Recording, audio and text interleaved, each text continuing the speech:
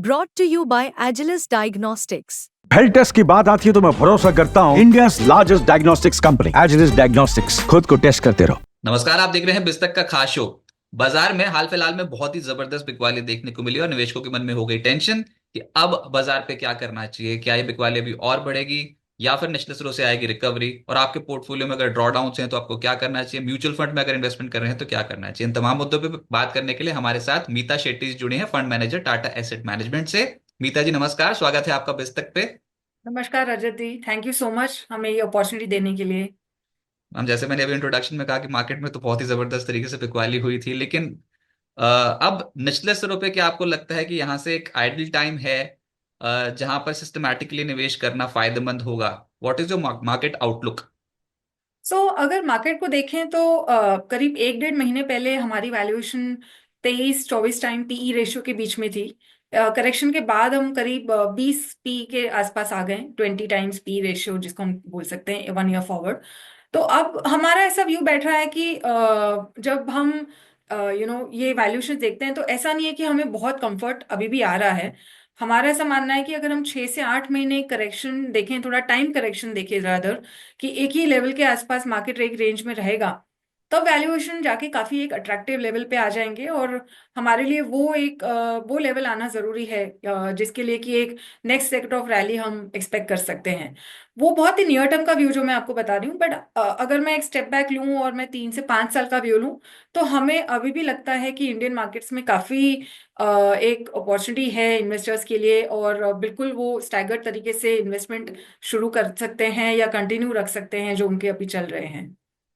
But ये जो correction है, क्या ये वर्स्ट ओवर हो चुका है या फिर यहाँ से अभी और टूट सकता है? कितना समय आप मान के चल रहे हो एज अ फंड मैनेजर की बाजार को संभलने में लग सकता है? जैसे मैंने कहा कि हमारा ऐसा मानना है कि 6 से 8 महीने तक टाइम करेक्शन की जगह बनी है। एब्सोल्यूट करेक्शन शायद हमें यहाँ से और ना देखने मिले।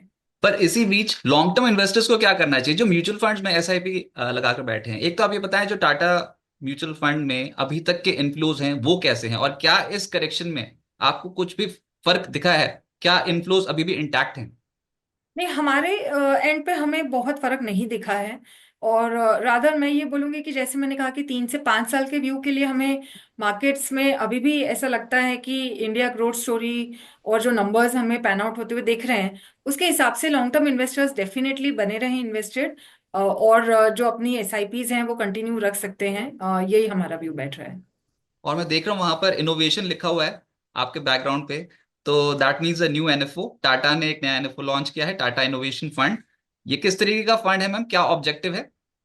सो बेसिकली ये इनोवेशन थीमेटिक फंड है। और इस फंड में हम बेसिकली इनोवेशन होते हुए एरियाज को आइडेंटिफाई करेंगे और इस फंड में कोशिश करेंगे कि उसको हम कैसे एक उसका पोर्टफोलियो बने। बेसिकली हम आगे बढ़ने वाले या आगे आने वाले चेंजेस को यहाँ कैप्चर करना चाहते हैं, क्योंकि आज हम देखें अपने आसपास सभी चीजें बहुत तेजी से बदल रही हैं। और उन सब चीजों के पीछे कहीं ना कुछ इनोवेशन है।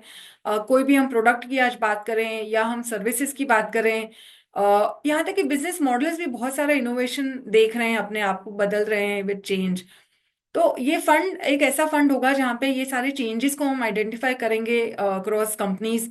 और जहाँ जब मैं देख रही हूँ आइडियाज को, तो ये बहुत ही ऐसा नहीं है कि कोई एक आध ही दो सेक्टर में ये आइडियाज हमें मिल रहे हैं। ये काफी सारे सेक्टर्स में हमें ये आइडियाज मिल रहे हैं। क्योंकि आज प्रोडक्ट्स में आप देखिए, एक साबुन की टिकिया से लेके आपके वंदे भारत के ट्रेन, सभी एक चेंज की तरफ बदल गए हैं। और ये चेंजेस ऐसा नहीं है कि कंटिन्यू नहीं रहेंगे, आगे जाकर भी ये चेंजेस होते रहेंगे। इन दैट सेंस कंपनीज को फायदा होगा, कस्टमर्स को भी फायदा होगा। और तो ये प्रोडक्ट लेवल पे हमें हर सेक्टर में ऐसे कुछ चेंजेस दिख रहे हैं। सर्विसेज की जैसे हम बात करें तो फाइनेंशियल ट्रांजैक्शन की, जो हमारे आज हम जिस तरह से ट्रांजैक्ट करते हैं, और या जिस तरह से हम आज फूड डिलीवर हो रहा है हमारे घर पर, या जिस तरह से हमारा ट्रैवल एक्सपीरियंस हमारा हो रहा है, तो सर्विसेज में भी हमें दिख रहा है कि काफी चेंजेस हैं। तो ये सारे जो चेंजेस हैं ये मल्टीपल सेक्टर्स में हो रहे हैं। और इस फंड में हमारा ये बेनिफिट होगा कि ऑल्दो ये थीमेटिक फंड है, बट इसमें काफी सारे सेक्टर्स हम आइडेंटिफाई कर पा रहे हैं जहां पर हम इंडियन से पोर्टफोलियो बना सकते हैं। और चेंजेस डिफरेंट डिफरेंट सेक्टर्स में भी हो रहे हैं। बस ये पूछना था कि क्या ये नई कंपनियों में पैसा लग रहा है या फिर जो एग्जिस्टिंग प्लेयर्स हैं, जो बड़े प्लेयर्स हैं, वो भी तो इनोवेशन कर रहे हैं? तो आपके पास जो बास्केट है पैसा डालने की, जो अलग अलग डाइवर्सिफाइड फीस है वो बहुत ज्यादा हो जाएंगे इस फंड में। बिल्कुल बिल्कुल। सो हमारा जो यूनिवर्स है, जिसे हम इनोवेशन यूनिवर्स के नाम से बोल सकते हैं, वो करीब 300 से 350 कंपनी का यूनिवर्स बन रहा है हमारा। और इसमें नई कंपनियां भी हैं, पुरानी कंपनियां भी हैं, जो अपने आप को बदल रही हैं विद द टाइम, अपने सर्विसेज या प्रोडक्ट्स को बदल रही हैं, या प्रोसेसेस को बदल रही हैं, या बिजनेस मॉडल को ही पूरा बदल दे रही है। ये सारा ही यूनिवर्स इन सारे कैटेगरीज को एड्रेस करेगा। कुछ पर्टिकुलर सेक्टर्स आप बता सकते हैं बाजार में जहां पर आपको लग रहा है कि अर्निंग्स बहुत स्ट्रांग आ सकते हैं गोइंग फॉरवर्ड, कि क्वार्टर टू अर्निंग्स तो बहुत ही डिसअपॉइंट किया है, लेकिन कहां पर आपको लग रहा है कि ग्रोथ ट्रेजेक्टरी जो है वो इंटैक्ट रहेगी भविष्य में? सो इंटैक्ट, इससे ज्यादा मैं ये कहूंगी कि कौन से ऐसे एरियाज हैं जहां हमें लग रहा है कि आने 3 से 5 साल वालों में हमें लग रहा है कि ये एक अच्छा वैल्यूएशन पे मिल रहे हैं, या यहाँ पे ग्रोथ की थोड़ी इंप्रूवमेंट की जगह बन रही है। तो प्राइवेट बैंक्स जो है वो एक सेक्टर है जहाँ पर वैल्यूएशंस काफी दबे हुए हैं पिछले 1-2 सालों से। और इनमें हमें लग रहा है कि अब वैल्यूएशन कंफर्ट काफी ज्यादा है। तो वो डेफिनेटली एक सेक्टर है जहाँ पर हम इंक्रीमेंटली ज्यादा पॉजिटिव हो रहे हैं। रूरल कंजम्पशन भी एक ऐसा एरिया है जहां पर पिछले कुछ सालों में हमने ग्रोथ की थोड़े चैलेंजेस देखे थे, बट अब वहां पर भी हमें दिख रहा है कि थोड़े ग्रीन शूट दिखने लगे हैं। इस क्वार्टर में भी दिखे थे, सेकेंड क्वार्टर के रिजल्ट्स में। और वहां पर हमें लग रहा है कि आगे जाकर और थोड़ी ग्रोथ इंप्रूवमेंट की जगह बन रही है। तो ये दो पर्टिकुलर सेक्टर्स हैं जहां पर हमें लग रहा है कि जहां ग्रोथ नहीं थी या वैल्यूएशन कम थे और अब बेटर हो सकते हैं। तीसरा है पावर सेक्टर, जहां पर की ग्रोथ ऑलरेडी आ रही है और हमने अच्छा वैल्यूएशन का थोड़ा सा रीरेटिंग भी देखा है। बट यहाँ पर आने वाले 4-5 सालों में काफी अच्छी ग्रोथ और बनने की जगह बन रही है। हमारी capacity at a country level जो हम लेके जाने का सोच रहे हैं, अभी करीब 550 गीगावाट है, हमें 930 के करीब जाना है आने वाले 5-6 सालों में। तो क्लियरली ये एक अच्छा एक ग्रोथ देती रहेगी ये सेक्टर आपको। तो ये बेसिकली 3 एरियाज हैं जहां पर हम कंस्ट्रक्टिव हैं काफी। और इसमें क्या रिन्यूएबल एनर्जी से जुड़ी कुछ कंपनियां भी शामिल होंगी? सो इनोवेशन फंड की अगर मैं बात करूं तो बिल्कुल रिन्यूएबल वाली कंपनियां भी इसमें आएंगी, क्योंकि वो कुछ नया है, कुछ बदलाव है, और वो डेफिनेटली क्लासिफाई होगा for the innovation fund. Right, तो सिस्टमैटिक इन्वेस्टमेंट करने का एक बहुत ही बेहतरीन मौका एक और टाटा एसेट मैनेजमेंट का फंड है, इनोवेशन फंड, जिस पे नजर रखी जा सकती है। लेकिन मैम, इन्वेस्टर्स का थोड़ा कॉन्फिडेंस बढ़ाने वाली बात कर दो कि अभी बाजार में ना इस समय फंस गए हैं निवेशक, और जो नए एंट्रेंट्स थे वो तो ज्यादा तकलीफ झेल रहे हैं कि उन्होंने ऐसी मार्केट देखी नहीं है कभी भी। क्या करना चाहिए यंगस्टर्स को, क्या करना चाहिए जिनके पास टाइम बहुत है, पेशेंस नहीं है? आई थिंक बेस्ट पार्ट है कि उनके पास टाइम बहुत है, क्योंकि इक्विटी इन्वेस्टमेंट को हमेशा एक लॉन्गर होराइजन में देखना बहुत जरूरी है।